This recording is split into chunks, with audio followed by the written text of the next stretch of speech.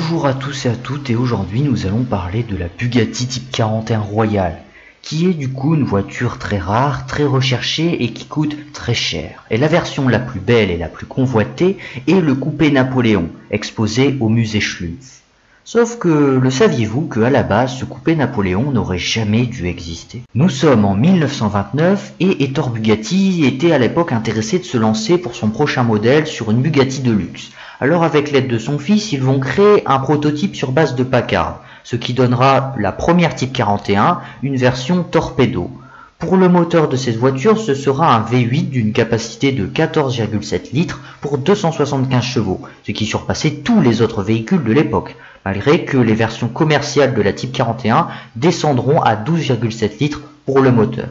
En termes de taille, la Type 41 était la plus grosse voiture de luxe du moment, et aussi sur ces Type 41, on pouvait aussi voir un éléphant sculpté à l'avant du véhicule, et cet éléphant en fait a été fait par Rembrandt Bugatti, le frère d'Ettore, en 1904, et Ettore décidera donc de l'ajouter à la voiture en hommage à son frère décédé. Ce premier prototype sera donc très convaincant pour Ettore et Jean, qu'ils en feront un second, mais cette fois-ci du 100% Bugatti en termes de pièces, puisque là c'était sur base de Packard. Une fois que le second sera construit, le premier prototype sera détruit, puisque du coup ce premier prototype n'avait plus aucun intérêt à être gardé.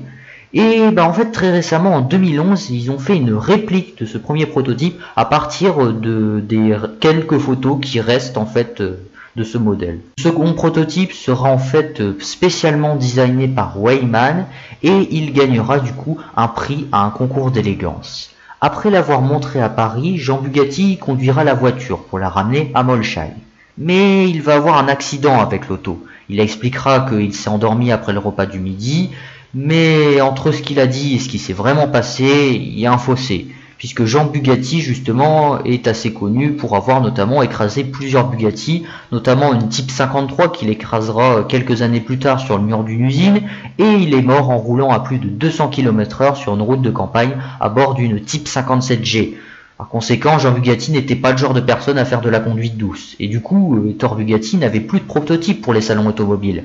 Et c'est là qu'arrive le coupé Napoléon, qui en fait a été fait en catastrophe avec les restes de l'ancien prototype.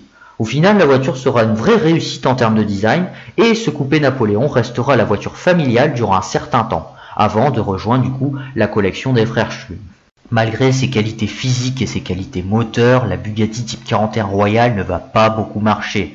Elle était trop chère et destinée à un public très riche, d'où son nom, Royal, car elle attirera aussi les rois et les présidents.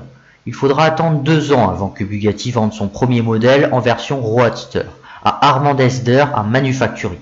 Il va aussi demander à retirer les phares de l'auto en affirmant que cela ne servirait à rien, car il dit que, en fait, il ne roulait jamais la nuit. Elle sera par la suite recarrossée par Henry Binder en 1938 pour qu'elle ressemble plus au coupé Napoléon. Et actuellement, elle est dans un musée à Reno, au Nevada. Par la suite, les frères Schlumpf feront une réplique de la version Roadster avant le restyling de Binder. Cette réplique en fait est actuellement au musée Schlumpf. En mai 1932, le second modèle, châssis 41121, est vendu à un client allemand, le Dr J. Funks. Ce cabriolet en fait a été créé par le carrossier Ludwig Weinberger et sera revendu 2 ans plus tard à un propriétaire habitant à Shanghai, puis à un propriétaire américain en 1937. Et elle sera retrouvée dans une casse par Charles Shane qui en fait travaillait pour General Motors et qui va du coup la récupérer. Il la restaurera et changera la peinture de l'auto avant de la donner à un musée Ford de Dearborn au Michigan aux États-Unis.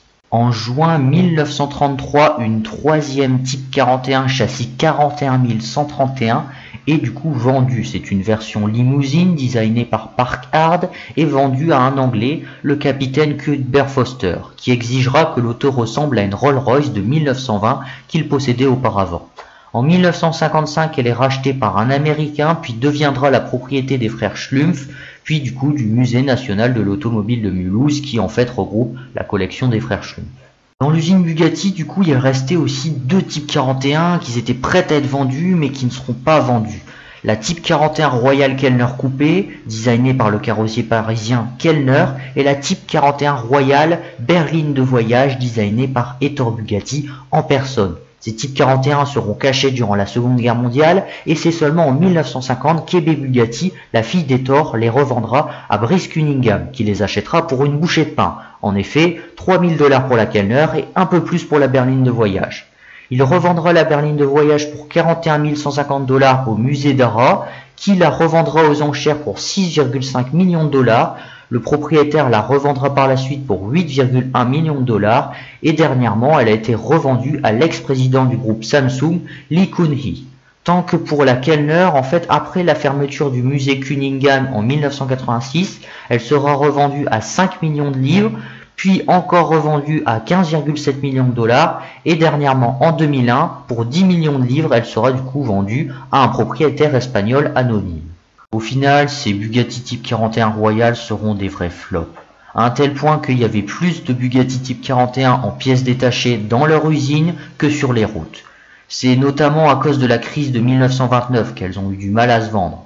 Et aussi le fait que malgré ses performances, ces Type 41 n'attiraient pas la clientèle Bugatti, qui préférait les voitures de sport légères et puissantes qu'ils avaient l'habitude de produire, comme par exemple la Type 35 ou la Type 51. Et d'ailleurs, lorsqu'Hector Bugatti se lancera dans ses projets de train Bugatti, il utilisera quoi comme motorisation? Des moteurs de Type 41, tellement qu'il y avait d'invendus. Vous vous en doutez, ces Bugatti du coup valent des millions d'euros à l'achat. De plus, elles sont extrêmement rares puisqu'il n'y en a que 6 dans le monde, sans compter du coup les répliques.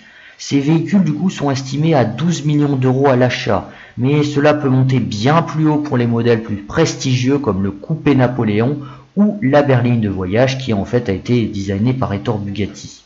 Merci d'avoir regardé la vidéo, n'hésitez pas à mettre un like ainsi que à vous abonner. D'ailleurs merci aux 50, déjà plus de 50 abonnés sur la chaîne. D'ailleurs comme je vous ai expliqué en début de vidéo, le prochain sujet de la vidéo c'est vous qui le choisissez. Donc mettez ça dans les commentaires, ça m'intéresse.